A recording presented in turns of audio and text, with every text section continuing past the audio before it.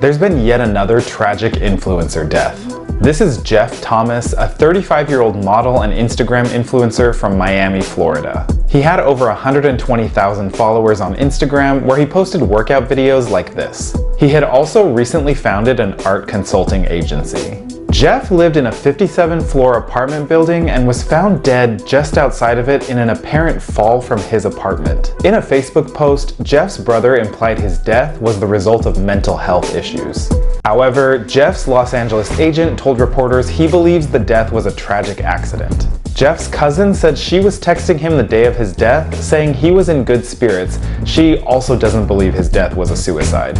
An autopsy has been completed, but local officials still haven't announced the official cause of death. Man, that's crazy to hear that.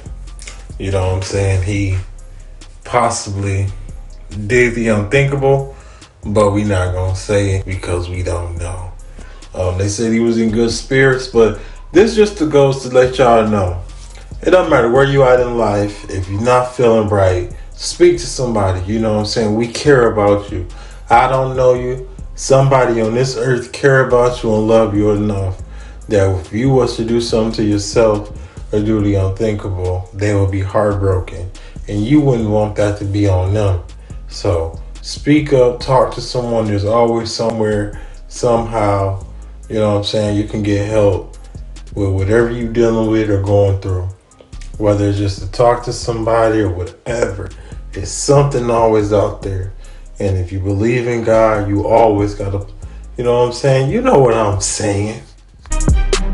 This video from Texas is heartbreaking. This is Nyung Trong, a 44-year-old mother of 3 from Houston. She was outside a shopping center when this happened. A person comes up to her, takes some of her belongings, and starts to run off. But he turns around and comes back for an envelope before slamming her to the ground. He runs off with the envelope full of cash.